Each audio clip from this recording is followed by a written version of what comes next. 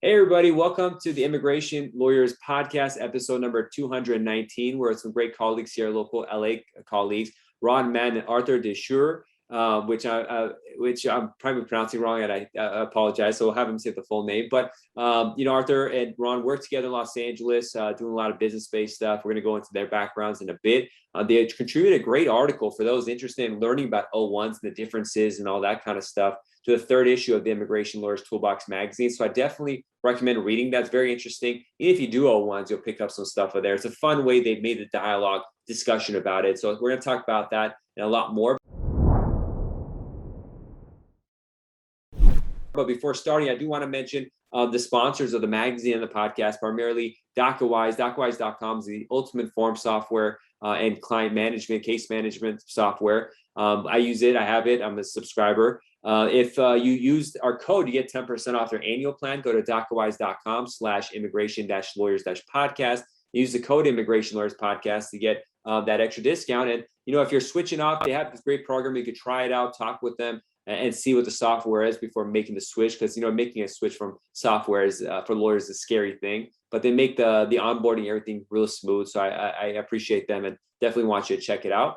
I also want to mention one of our colleagues, Rafael Picardo. He started a great company called Picardo Paralegals, where he provides trained immigration paralegals who are in the Dominican Republic. And, it cuts down on costs, and he's trained them. So that's a real cool thing that he started. If you go to Picardo Paralegals, Picardo is spelled Picardo, Picardo, paralegals.com. You'll learn more about that, and I'm sure he'd be happy to talk with you to see what services exist, different flat rate kind of stuff for immigration lawyers to help with processing cases on a more cost-efficient basis. So that's PicardoParalegals.com. It was kind enough to sponsor the magazine. And finally, if you're interested in learning about marriage immigration, fiance immigration as an immigration lawyer, how to do the case, have someone kind of hold your hand and tell you from A to Z, the contract, the clients, concert processing, and admissibility, all that stuff. I have a course for you. We've had students that love it. They say they feel totally comfortable handling the case afterwards, which is the best part. Plus, we have office hours to follow up. Just email me at info@Immigration Lawyers Toolbox to learn more about that. And with that, let's get started. Hey, guys, how are you? Ron, you're on mute. No problem. So good to see you, Arthur. Good to see you. I was trying so hard not to accidentally make noise while you were talking, but good to see you again, John. Great to be here. Good to see you too. Now, Ron's been on the show twice before. I think it's been a while. I think maybe it's been like pre-COVID is last time we saw each other. But you're on and with your associate, Arthur. So could you guys Arthur, give me a little background about your business and what kind of cases you handle, and then we'll jump into it from there. Yeah, absolutely. We're super happy to be here. Thanks, John. Well, Ron and I have been working now for quite some time on O's, NIWs, AB1s, and we're really focused on creative leaders. I would say on my end, especially for entertainers. And since I'm Brazilian, so we have a lot of Brazilian clients, Latin clients. So we've been handling a lot with arts in general and especially music. Wonderful. And that's a tough one. We're going to a lot of detail on how those, especially the leaders thing that you said.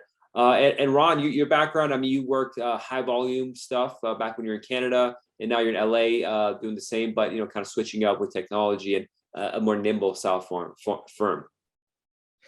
Yeah, I would say as far as what we're probably going to spend most of the time talking about today, I did a pretty big pivot from working a lot with the really large corporate high volume accounts, doing a lot of perm, H-1Bs, green cards, to a practice that's more focused on entrepreneurs, startup companies.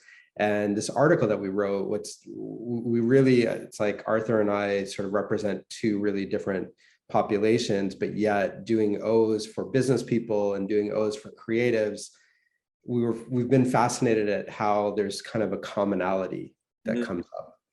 Let's jump into it. What is commonality? So, because obviously everyone knows the entertainer artist angle. The lesser known but just as well used aspect of O-1 is the business and corporate angle, which O is such a big category. I mean, essentially you can fit anything in there as long as you're good at what you do. It's not that strict of just saying actor visa or something like that. What are the differences and the similarities for those kind of filings? Well, yeah, and I'm just going to start off with something that's not even really immigration related, but more personality commonality, which is that whether you're talking about an entrepreneur, startup type of personality, or you're talking about a creative person, one thing that we see time and time again is that they don't want to be locked into one single endeavor. They don't want to have just one employer. I'll let Arthur comment a bit on the creative side, but usually what we see with startup people is that they'll be starting up company A, and before they've fully gotten that to the revenue stage, they're already working on company B and C and maybe more. So we see that a lot. So you kind of have to plan it out in the itinerary and stuff that. Well, it's in terms of the business people, this is something that we talk about in the article. And Arthur, I want you to jump in here. So, but I would just say like the O-1A for business people doesn't really lend itself to the itinerary concept that you have on the creative side. But yeah, I don't know, Arthur, you want to add something there? Yeah, totally. Because I mean, especially when you talk about arts, it's just impossible to plan ahead like a 3-year, very exact plan that you're gonna do for your career. So the regulations allow certain flexibility for you to add employers as you go down the road. So usually, how we frame the petitions with our clients, they usually have an agent, and then that U.S. agent, so that allows them to have multiple employers. So we usually have a itinerary for 3 years, but also we allow some flexibility to add engagements within that period as well. Wonderful. So that's a flexibility, which is really key. But how had things been during COVID? I guess more towards the art side, especially when the shutdowns that happen. How have your clients been dealing with this upheaval? Well, it's been a challenge, I would say. Also, first getting people in the U.S. Oh yeah.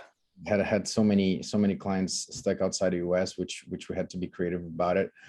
But especially for music, you're right. I mean, for arts in general, we had definitely some challenges proving that. I mean, actually, there's so many rules in place that when people had to be in the U.S., they had to be like in the productions, they have to be very careful, and the productions were more careful. So I would say that whenever something would happen, they would be very specific, right? So whatever concert or recording engagement, that would be more specific than usual. So I would say that we really had to work with the clients to find our way, not necessarily with long periods of time of 3 years or not, but more reduced and targeted engagements. And you obviously had a lot of Brazilian cases, and Brazil is one of the travel ban countries, along with Europe, which is a chunk of business right there.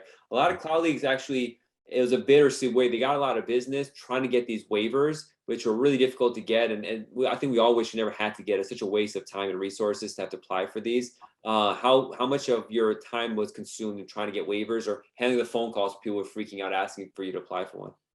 Well, so much time. I think Ron can comment on that as well. I mean, we had so many conversations about it, and like, especially frustration, because it's difficult to handle with your clients, because I think very often it wasn't reasonable. The decisions were not very reasonable. They're not even looking at the waivers. So it was very tough to communicate those things with the clients. And then we also had to work with them also applying in other countries, because Brazil was just such a very difficult place to apply for waivers. But Ron, I wanted to. We're speaking very gently on this podcast, but trust me, the language was much more colorful every time that I would see an email from where the address is U.S. Consulate Sao Paulo. I would have this moment of hope that finally they would see the importance of this person traveling to the U.S. And then inevitably I would open the email, and most of the time it wasn't even we're denying your request. It would be asking you for something that you had already provided. And it really just felt like government at its worst, really at its worst. I mean, so yeah, I could get going a lot longer, but let's just say that two of our biggest demographics of our clients are Brazilian and French, and those were, I mean, I'm biased, but they were terrible for these waivers. Between Paris, Brazil, and then London, it was just disastrous. There's a decision, there's a federal court decision that said at the very least the embassy has to issue the visa in these kind of travel ban cases, and then because they wouldn't issue the visa. So a lot of times if you have a new case, so they couldn't do the thing of waiting in a second country, maybe go to Mexico or just neighboring country and then come in. So it was really bad. And Ron and I we really active in going to LAX CBP, and there was going to be a program that let us bypass a lot of this stuff that never was instituted. That was like, it gave us a lot of hope that never happened. So yeah, I mean, they never publicly announced it, but we did get at least a couple people through by just getting them to use this exception where somebody could enter without a visa stamp. But they obviously don't want to do it for everybody. They'd be totally overwhelmed. But yeah, I mean, I'm so happy that the travel ban chapter of all of our lives is over. Now we still have to deal with these backlogs at the consulates, but at least what you're talking about was just nonsense. The consulates were saying they couldn't issue the visas because of the travel ban. It's like they could have actually cleared their backlog, or at least some of it, if they had been just processing the visas. It's so inefficient to do that because now there's this huge caseload of immigrant and migrant visas, and it makes their life complicated too. They have to deal with all this. It's kind of it was horrible situation. Yeah. Well, one of the things, again, to come back to this theme that I started with, that to pick up on the original question you asked Arthur, is that all of these creative type of people, they have that entrepreneurial mindset. So for the musicians, a lot of times, just to kind of reiterate what Arthur was saying, is they would figure out a way to say, okay, I need to get an O-1 so I can record this new album. And then in the petition, we would talk about how they've got these travel dates planned for 2023 or something like that. But there was a way to try to like stretch out the itinerary longer than you normally would have to. And generally, I think USCIS was pretty favorable. Like I think they wanted there to be a return to live performances. I mean, Arthur, wouldn't you agree with that? Like, I don't remember seeing like really strange RFEs that. Yeah, no, I think that wasn't an issue. At least like we haven't been seeing that for some time now. Yeah, I've been hearing like on the Facebook groups, then people say, because I don't do O's, but people posting that like the typical crazy RFEs they were getting during Trump's time have kind of died down. Like you're like, okay, and even H-1Bs, even like the RFEs that were just ridiculous, that died down pretty dramatically. So that's a godsend, because nothing more frustrating than getting a ridiculous RFE.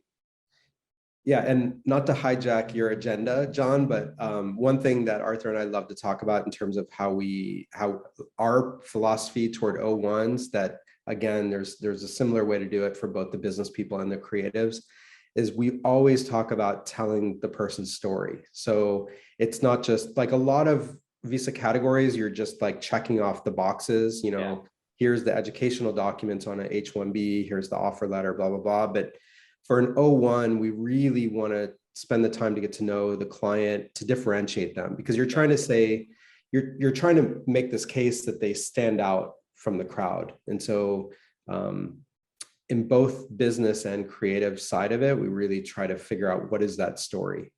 One thing I found that's difficult with creatives, like when I was doing EB1As a lot, was it's just it's partial humility and partial be like they're so forward thinking, they don't look backwards. So like they might have won a bunch of awards, but they don't even remember that they won these awards. So it's like kind of pulling teeth to a certain extent, trying to get the information out, because they're like, dude, I got stuff to do. I don't have time to sit and think about the past.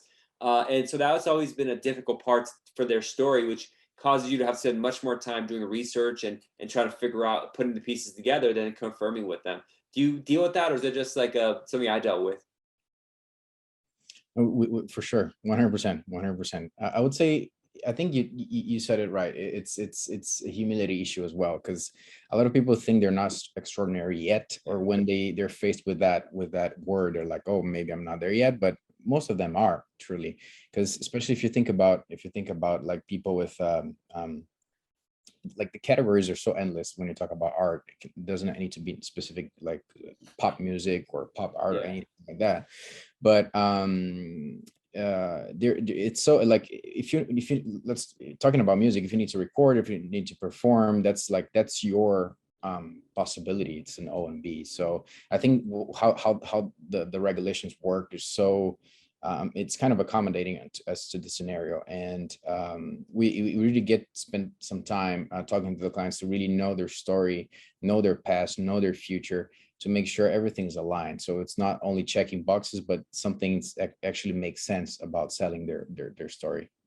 Because you know, for O-1s, they incorporated that Kazarian decision for EB1As that talk about, you know, even if you meet the criteria, totality of the circumstances kind of thing. And so that's been put in. That's why it's so important to tell the story. So they say, okay, even though you match criteria, this person is really, you know, a different kind of person. It just, you have to be cautious because you never know who's going to be reading it, how they interpret the background. Yeah, and I think, and I know, John, you've had some other guests talk about litigation in the employment immigration context. Yeah.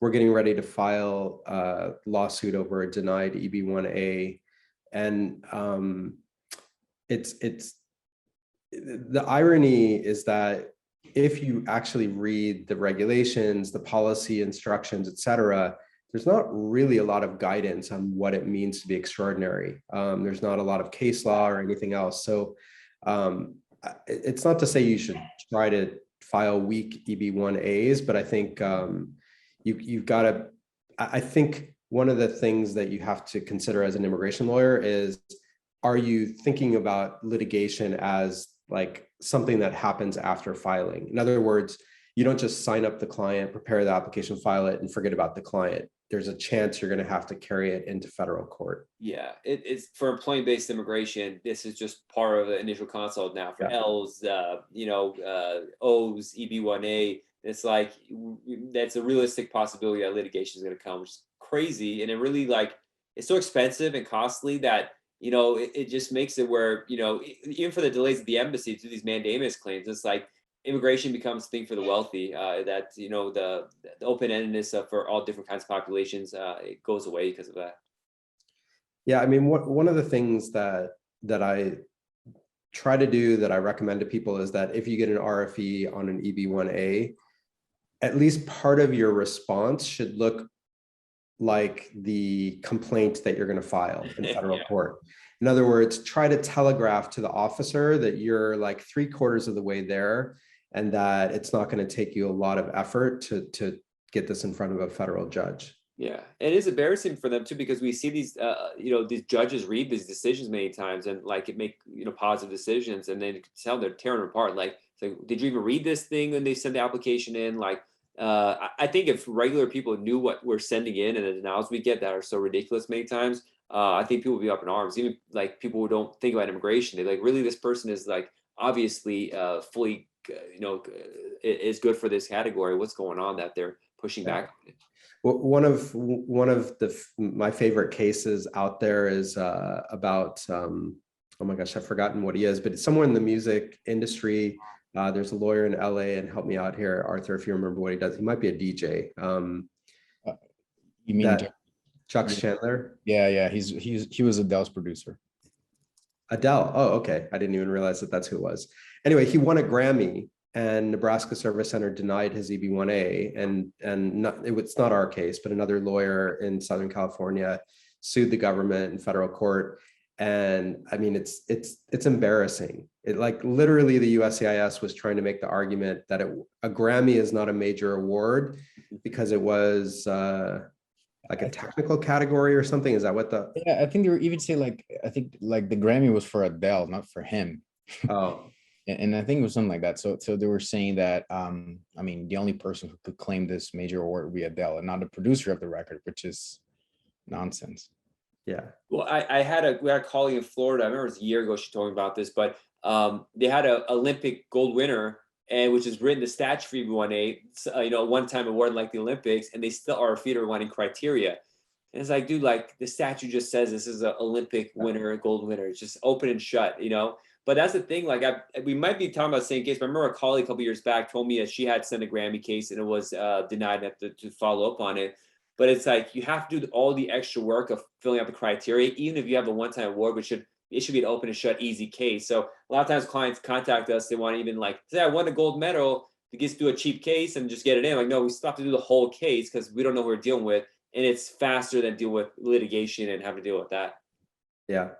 Yeah, so that case is really good. There's another recent case from the Bay Area about a startup founder. And so we just, in our RFE responses, we'll include those decisions, we'll cite to them. Wow. Okay. It's not like a heavy duty legal brief at that point, but at least we're putting them on notice that, the federal courts are not on the side of the USCIS, at least the way that they're writing these decisions, they're not quality at all. It's a boilerplate language. Yeah. I get like I-75 removal condition RFEs where they just have a list and the things they want are all the things we submitted. And I'm like, did they at least proofread the RFE or look what we sent? Because it doesn't make any sense. What you're asking is what we gave you. And speaking of that, there's so much evidence that goes into these O-1 cases. How do you manage that? Do you have any particular format or just have folders like a Dropbox folder? Because I know Ron's a tech guy. How do you manage the information flow, getting documents? Some people use Pipefile or something like that, a file line. There's different programs. Do you guys use anything in particular?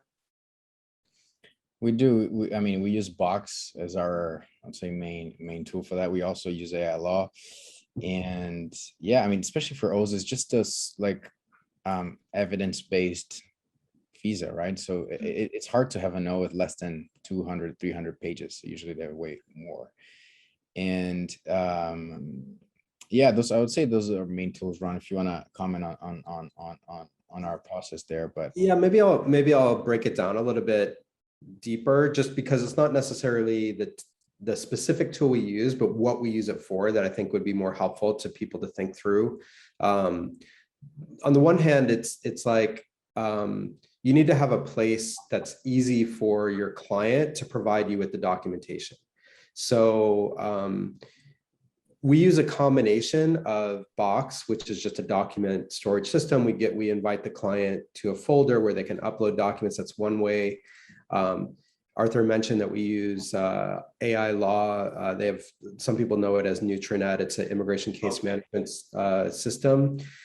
And what's cool about that is like it's one of these systems where we can actually have lists of documents, and then the person loads the document to the right place. That program is really neat because it can actually compile the documents into one place.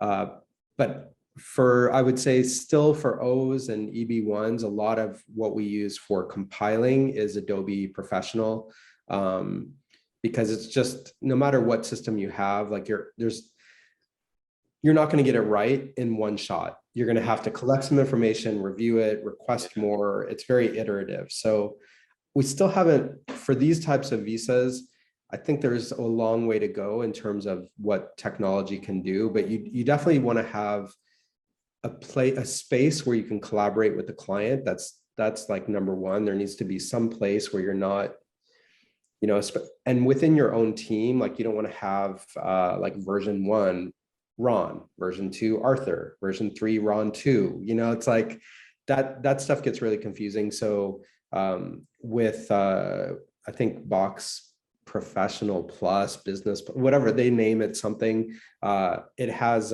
integration with Microsoft Office and probably Google Drive as well, where when you open up, for example, the support letter through Box, you make the edits and you save it, it keeps track of the versions. And so so that's how we collaborate internally, so that again, we're avoiding this situation of like naming 10 different documents of the same thing. You get confused.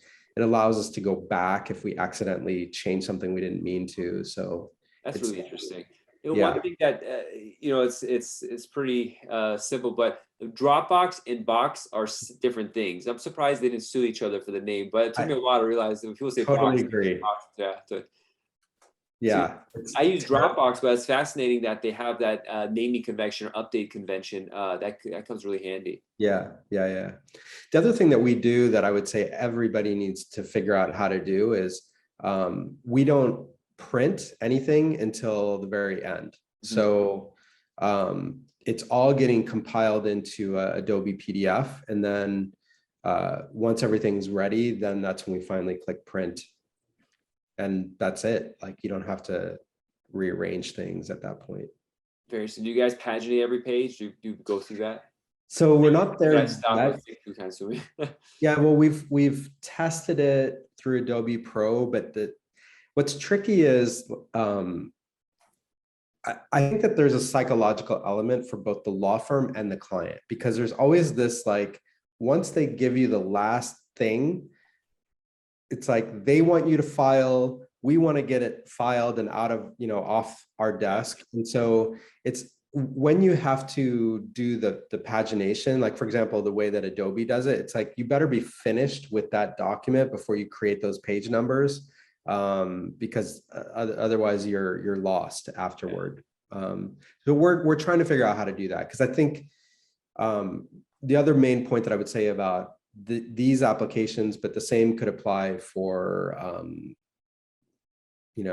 almost any type of document heavy application, is I always remember, I think it was Leslie Holman, I don't know if you know her, she's been in AILA a long time, she's in Vermont, and she made this comment at some AILA conference a while ago that they toured the Vermont Service Center, and they were told that adjudicators are only allotted something like 13 minutes to review each O.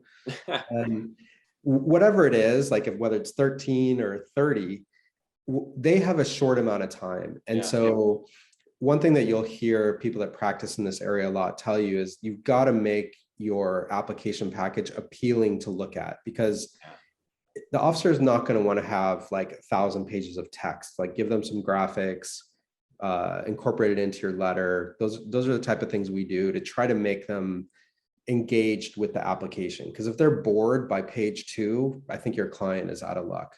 Yeah, there's so much a human factor. Like I've had other clients bring in like denied cases and stuff, and the lawyer hadn't done a bad job, but as soon as I look at it, it's just like all these words, just paragraph, and I'm like, I don't want to even read it. It's like we have enough on our mind. So a lot of it is psychological. Like when I even do marriage cases, I like to put like, color photos of the couple together, really sweet, that gets an emotional pull to really just sell them this is a real couple. It's not selling, just let them, be persuaded to reality.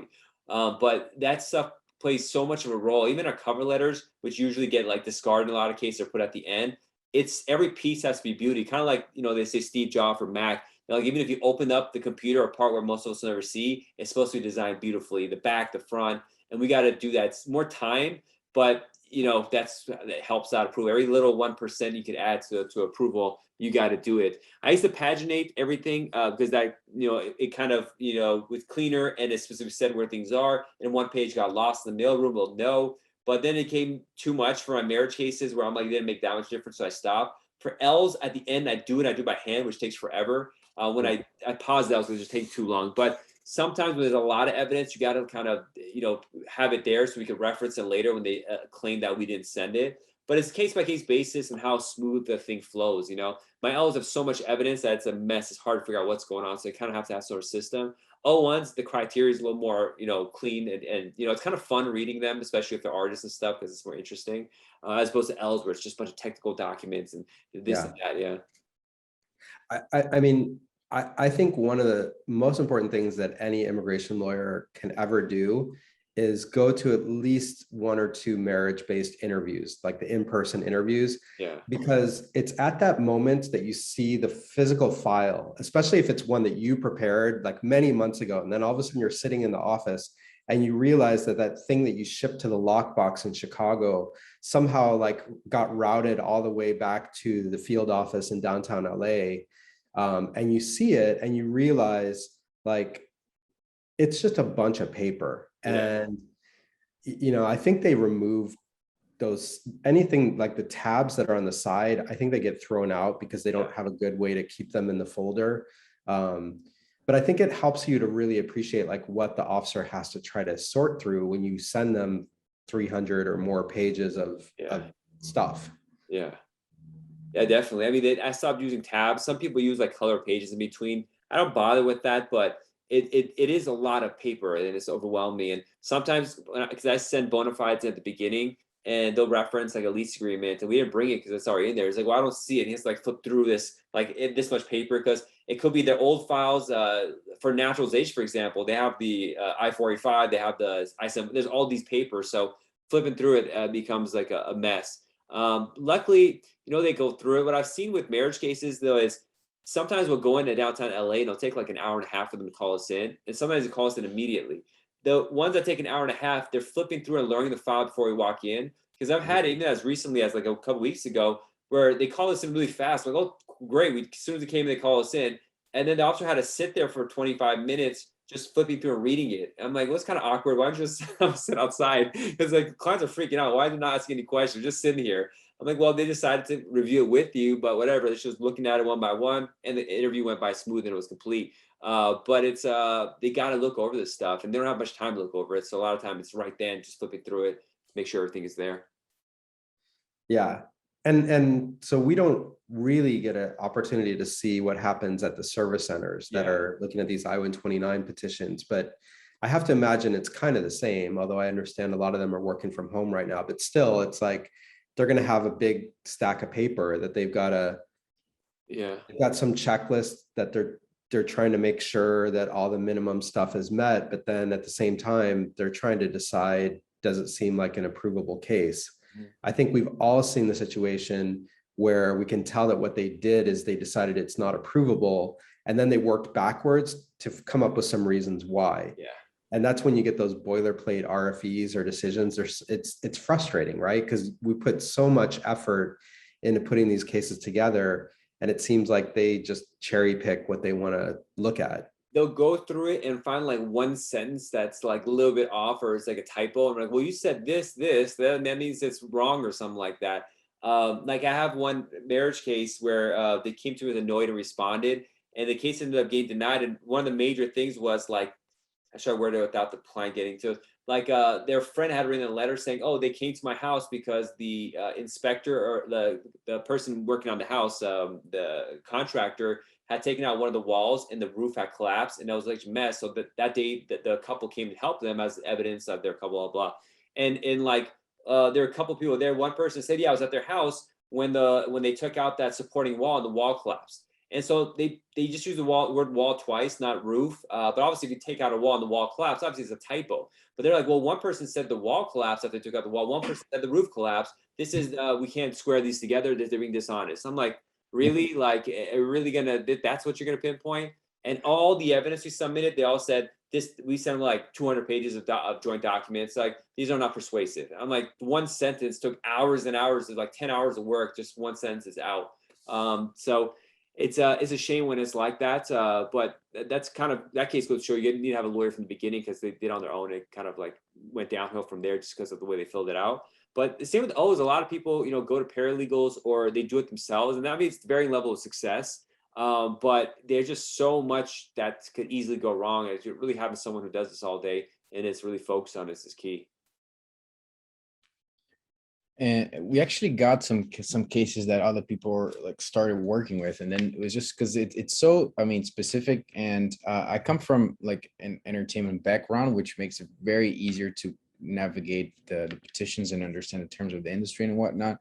But we got cases from other people that just it was, I mean, the clients were not satisfied with that type of work, and it kind of relates to what you were saying. It's just I mean, tons of evidence. You have really to understand the work of the client. And truth is, it's not very easy to understand what entertainers do, even though it sounds that kind of easy, but in truth, like the actual practice and career is intricate.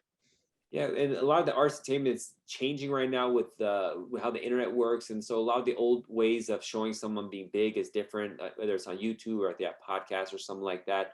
But at the end of the day, O-1s are time-consuming kind of files. There's a lot of things you have to know and know the file, and that's for me is one of the turnoffs to be efficient. Now I went from a full solo. I'm an associate now, so I'm rearranging how my firm works to have more time rather than doing anything myself. But these are really time-consuming things, and I mean, we can't go into costs and stuff like that because it's not supposed to talk about how much you charge people. But one problem with O's becomes the fact that it's a lot of time-consuming work, which requires a lot of attorney time as well. And there's ceilings on how much you could charge many times because it's a competitive marketplace. And we have people that are paralegals or these companies that just do O's that are just branded people. They say, oh, we'll do it for you. So it makes it difficult to make the cost structure go with the case. That's a big statement. And and I'm not even quite sure where to begin with it. I think this is something that we all have to always keep our eye on, which is that the competition for immigration services is only going to continue to grow. Meaning what you sort of baked into your statement there is that they're starting to become non-law firms offering services for O's. And the question is, can they provide the service for lower cost? And then if they can, is it enough to get the case approved? And I think this is the magic. If we all knew the answer to this question, we wouldn't worry about how to set our fees. But I think it's kind of a constant thing that we're trying to figure out is what's the right price point. And I think we've sort of taken the approach of trying to use technology, trying to incorporate alternate staffing models. So, like a firm that's all associates you're gonna have a lot more salary cost and overhead that you have to build into your fee compared to a firm that uses a lot of paralegals. Yeah. And then firms that can figure out how to use the contract services, similar to what you mentioned, one of your sponsors, I think it's yeah, like something like that is something that, if nothing else, you need to at least know what they're offering. Mm-hmm. Give it a thought. Is it better? Is it something that could work for you? If so, do you want to use them? Or there's going to be people like what we're doing, we're building our own offshore team. So, but I think if you're going to try to just hire everybody locally, it's going to be too expensive. Honestly, you'll it's not worth it. Frankly, as a lawyer, you're going to be making the same as if I don't want to say anything bad about other jobs, but you're not going to be making a lot of money if all the money is getting eaten up by your salary costs of associates. So you got to figure out where's the balance. Well, I mean, that's the move right now. It's happening. I mean, even the biggest name firms in our field have back offices in India, and that's just growing and growing. I have a back office team for marketing in the Philippines, which I'm going to grow, probably bring on board other areas of practice as well. Colombia. It has a way to be cost effective. Especially with the inflation that's going on right now. And I think, to be honest, this is where, when you ask me about using technology in the practice, I think that this is the area that you've got to focus on first is, do you have the technology to operate with a dispersed team?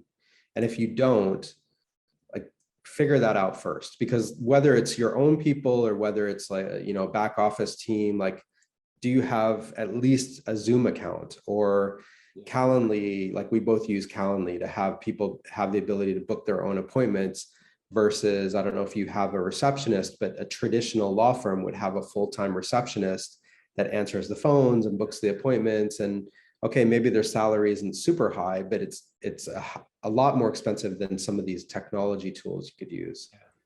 Yeah, I mean, for Calendly, I just tell people, email me, I send a Calendly link, they pay through a PayPal account or a credit card through that, and they schedule a time through Zoom. All of a sudden, before, I would go back and forth with them to figure out a time, and I couldn't, I knew about Calendly for a year, but I was well, I don't know, my calendar changes, the schedules changes, and then I just did it, and I'm I was so stupid for not doing this sooner. I just wasted so much of my life. And then I traditionally don't accept credit cards for fees, but I said for consultations I will, just because it's easier than me having to do other stuff. And the Zoom stuff, I mean, I don't meet anyone in person. Every once in a while, in a month, there'll be one or two people that say we want to do in person only. But I'm listen, I'm not doing it in person. It's so much more efficient for me to just jump online like this, talk, and get in, get out. So the quality is so good nowadays. No buffering and stuff like that. Zoom is a godsend. So it's really made practicing so much easier and cost effective. Yeah, you just hit on something else, and I'm curious what Arthur thinks about this. In terms of in-person meetings. So in terms of our clients, the tech clients, they're not interested in meeting in person. It's not something that they ever ask about. The creatives, I feel like it's more, Arthur, you deal with them more than me. What's your experience been, even during the pandemic? Mm-hmm. I would say that, I mean, they adapted very well to the situation. I would say that it's very rare for me to meet them in person. I would say even before the pandemic, we were very tech oriented, so it was very hard for us to actually meet the clients. But especially nowadays, I would say so. That hasn't changed a lot, but for musicians, I would say they adapted a lot. I don't see a lot of I mean, we do meet in person every once in a while, and especially now when I mean the events are back, so we get to see more people, but it hasn't been an issue, I would say. Yeah, I was gonna say, like, talk maybe a little bit more about your marketing. Mhm. Right. Yeah, for the marketing, I mean, that's the blessing of being in LA, just because it's just so many opportunities to meet people from all over the place, from all over, like, creative industry. I mean, that's the place to be. So I would say that for networking purposes, there's so much opportunity. So that's been a good part of being here and meeting, actually getting to see people in person. Yeah, and John, I'm not going to let you talk anymore. It's funny that this question came up, and then my answer is even funnier now that I think about it, because tomorrow I have an in-person breakfast networking event. That's, I think, the first one that I've been to in a year and a half or whatever it's been. And that's where I feel like there's a lot of things that can happen in person that over video, it's just harder to have people really. I think they'll come to the conclusion that they really want to hire you a lot quicker if it's in person. But that being said, video has been perfectly fine for almost all of our clients, and it's definitely helped us expand. Like, I think because we are such, like you, John, like we do a lot of video stuff, and so in terms of having Zoom webinars or opportunities to, for example, I do a lot of events with startup groups. Zoom's been perfect for that. And then we're ready to go. Like, it's much better than the old days where people would publish an article, like in print, it would come out a while later, right? Like, these days, everything is so instant, and video lets people really get to have a feel for who you are. Yeah, the in-person stuff, there's always this connection you have with somebody when you meet in person. There's all these subconscious things that pop. It definitely is good, but on the other end, the video is faster, and there's just more numbers that you could put down on people. For me, a lot of my networking and stuff is with other immigration attorneys, and the pandemic was great because people got used to doing Zoom and they're at home. So I've just been constantly behind the scenes. For every one interview I do, I talk with 5 different immigration lawyers behind the scenes. So it kind of got that together. But in person is its own. I mean, you and I met in person the first time we met. That totally makes it completely different than if we had only talked by video and stuff like that. At least we have like some physical interaction stuff. We met at LAX the first time. That's right. Yeah, and I mean, I just always want to put in a plug. Like, if you're not already involved in ALA, or like in Southern California, we have LACBA, LA County Bar Association, with an immigration subgroup. Like, there's nothing to lose by networking with other immigration lawyers. It gives you, it's like a safe space, if you will, to practice your what do you call that? Chit chat, small talk, Yeah, why'd you mention that? Because like a lot of people contact me how to get started, this and that. I'm like, well, become a liaison with ALA at your local chapter, do stuff. But it's been terrible for these people because there's no in-person meetings, or there's no like dinners and stuff. And those dinners, it costs more money and stuff like that. But a lot of times the CLE that we're going through doesn't make a difference. It's about sitting next to 2 people and talking with them. And that's a game changer. And that's been closed off. So I think that's been a real negative for our local industry, like really connecting with people, and probably for every industry. Just seeing each other at a dinner or at a CBP liaison meeting or USCIS meeting or something like that. Yeah, and I'm having the experience. I mean, of course, I'm sitting here with 2 titans, so I don't have the same level of experience. But I've the good thing about with my experience with immigration attorneys is that usually they're so generous and so willing to share experiences. So no one should feel ashamed or afraid, or should. I would say they encourage you to talk to them, and they're very generous sharing information. So Definitely. That's a fascinating part of our section of law, which is probably most of our rest of it aren't like this. The camaraderie and the openness to share this information, just come talk and stuff like that. It's amazing. So I'm really lucky I fell into this area. So we're gonna start wrapping it up. If people wanted to reach out to you, do you guys have any particular social media you use, or is email the best? What's the best way? Um, I'm going to just start talking. I'm very active on LinkedIn. So you can look for me on LinkedIn. Email, I think you can share my email Yeah, with, put it on. with other people. That's probably the best. I mean, email, direct messaging on LinkedIn versus email. I get a ton of emails. So don't be surprised if I don't get back to you right away, but always happy to meet new people. Now the website is Matten, and I was gonna say dash law, but I realized is that really a hyphen? Is hyphen the proper way to say it? Technically hyphen, yeah, matten-law.com. Yeah, I always do the plug for DocWay at the beginning. I say dash, just because I'm used to saying that. Wait, it's hyphen. So Matten with two T's, dash law.com, and your social media will be there. I'm on the website right now. It looks like you have a bot, MioBot. Who's your bot provider? You know him. Our friend, our dad, Jascott. Jared Jascott, jascott.law.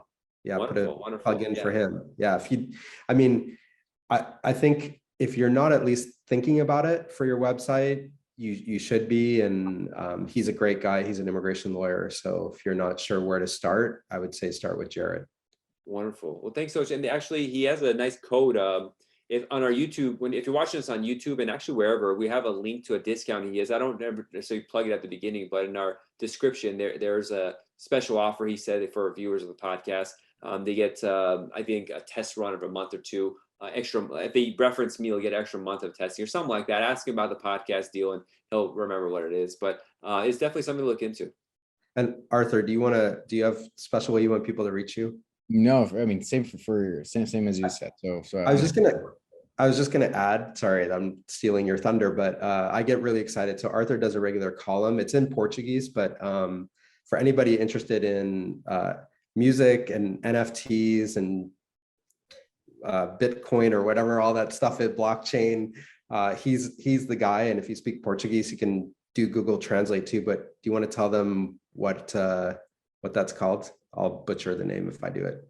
Yeah, no, it's called Tenho Mais Discos que Amigos. Like I have more records than friends, basically in Portuguese. So it's a column that I did there. It's basically talking about music trends, tech trends as well for the music industry. So so non-immigration stuff.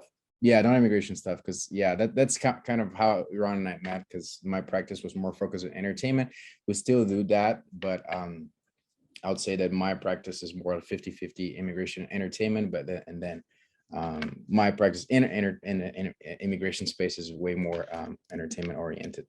Very interesting. Well, I'm glad to get to know you better. We'll definitely talk more. Ron, good to see you again.